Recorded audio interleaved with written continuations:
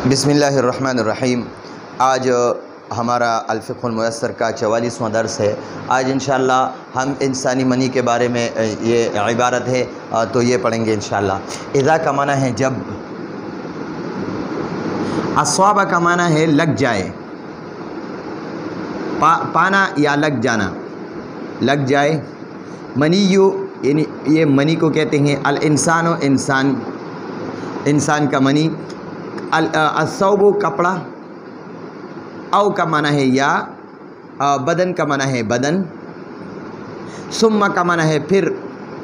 यबिस का माना है खुश्क होना, खुश्क हुआ। फ़इन्नहु, फ़ा का माना है पस, इन्ना का माना है बेशक।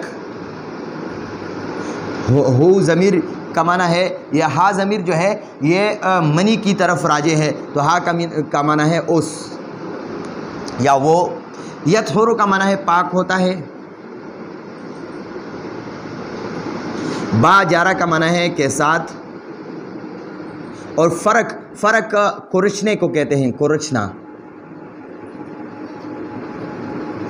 कुरचना या रगड़ना। कुरचना और रगड़ना दोनों, रगड़ना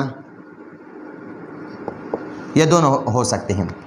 इज़ा अस्वाबा, जब लग जाए, मनीयुल इंसानी, इंसान का, इंसान की मनी। अस्सौबा कपड़े को, अविल बदना या बदन को, इंसान की मनी कपड़े या बदन को लग गया। सुम्मा यबिसु, फिर वो मनी खुश्क हो गई। फ़इन्नहु, तो बेशक वो मनी। यतहुरु, पाक हो जाती है। बिलफ़र की, कुरचने या रगड़ने के साथ। यानी किसी कपड़े या बदन पर मनी लग गई तो उसको ऐसे कुरचने से या दूसरे कपड़े या वगैरह के साथ ऐसे रगड़ने के साथ वो पाक हो जाती है। वलाकिन, लेकिन, वाव का माना है और, लाकिन का माना है लेकिन। इज़ा का माना है जब, काना का माना है हो, मरीयु का माना है मनी, और रतबन का माना है खुश्क, ये खुश्क नहीं, गीला गीला। ला का माना है नहीं। यतहुरु का माना है पाक होता है, पाक होना, पाक होता है। अस्सौबु कपड़ा, वो का माना है और बदन, बदन को कहते हैं। इल्ला का माना है सिवाय। बाजारा का माना है के साथ। और गसल, गसल धोने को कहते हैं। एक धोना, गसल धोना।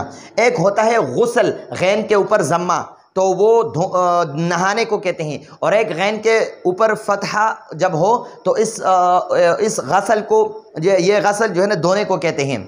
तो अब यहाँ पर मुसन्निफ़ रहमतुल्लाह ने मसला बयान फरमाया। अव्वल जुमले में फरमाया कि जब इंसानी मनी ये कपड़े या बदन को लग जाए और फिर वो मनी खुश्क हो जाए तो यकीनन वो मनी रगड़ने या कुरचने से पाक हो जाती है। और दूसरा मसला ये बयान फरमाया, वलाकिन इज़ा कान अल मनी रतबन, लेकिन अगर लेकिन जब ये मनी गीला हो तो ला यतहुरु सौबु, तो फिर ये कपड़ा पाक नहीं होता। वल बदन, और बदन भी पाक नहीं होता कुरचने से। इल्ला बिलगस्ल, सिवाय धोने के साथ, सिवाय धोने से ये कपड़ा जब मनी गीला हो तो कपड़ा और बदन ये कुरचने से पाक नहीं होगा, बल्कि इसको धोने से पाक ही होगा। तो यहाँ मुसन्निफ़ रहमतुल्लाह ने पहले जुमले में बयान फरमाया कि इंसानी मनी बदन या कपड़े को लग गया और फिर वो मनी जो है खुश्क हो गई तो फिर इसको कुरचने या रगड़ने से पाक हो जाता है। लेकिन ये आजकल फतावा तातारखानिया और इसी तरह फतावा शामी में और इसी तरह तौज़ीह सुनन में माअल क़ौल और राजिह, ये है राजिह कौल और फतवा ये है कि ये जो यहाँ पर बयान फरमाया है इस इबारत में कि इंसानी मनी बदन या कपड़े को लग जाए और फिर वो खुश्क हो जाए तो इसको धोना वो लाजिम है। लेकिन अगर ये मनी गीला हो तो फिर ये कपड़ा बदन बग़ैर धोए के पाक नहीं होगा। तो ये एक तो ये मसला बयान फरमाया। लेकिन तौज़ीह सुनन में कौल राजिह यानी फ़तवा इस पर है कि अगर ये जो बयान फरमाया है ये पहले ज़माने के लोग थे, वो बहुत कवी भी थे, मजबूत भी थे और सेहतमंद भी थे। उनका जो मनी हुआ करता था वो बहुत गाढ़ी थी, वो मनी गाढ़ी थी। इसलिए उन लोगों के लिए हुक्म यह था कि ये मनी खुश्क हो जाए तो इसको कुरचने या रगड़ने के साथ वो पाक हो जाती हैं।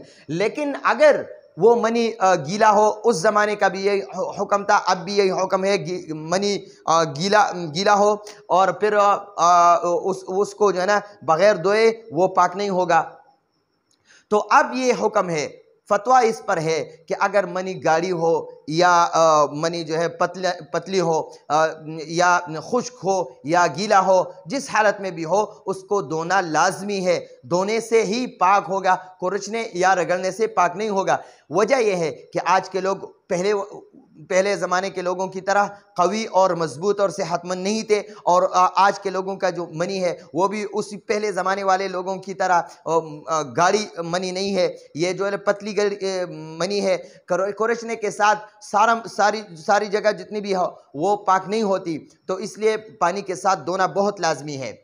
और अगर मनी गाढ़ी भी हो और इस मनी से पहले यानी पेशाब के नाली के साथ कोई गंदगी नजासत लगी है और मतलब इस्तिंजा नहीं किया, पेशाब कर लिया, इस्तिंजा नहीं किया, और इसी हालत में मनी वगैरह इंसान के बदन से इंसान से निकल गया, बदन या कपड़े पर लग गया, तो अब ये कुरचने से भी पाक नहीं होगा। जब खुश्क हो जाए तो कुरचने से भी पाक नहीं होगा। अगर ये मनी गाढ़ी हो या पतली हो, जो भी हो, कुरचने से पाक नहीं होगा। वो अगर गाढ़ी भी हो तो फिर भी उसको धोना लाजिम है, क्योंकि इससे पहले जिस रास्ते से ये मनी निकलती है उसी रास्ते में नजासत लगी थी। तो वो नजासत और ये मनी दोनों मिलकर कपड़े या बदन पर लग गया, तो अब हुक्म यह है कि इसको फिर धोना लाजमी है। लेकिन आजकल के ज़माने में लोग भी कमज़ोर है, इंसान के बदन जो है ना वो पहले ज़माने वाले लोगों की तरह कवी और सेहतमंद नहीं है, और पहले ज़माने के लोगों का जो मनी गाढ़ी हुआ करती थी, आज के ज़माने में वो नहीं रहा।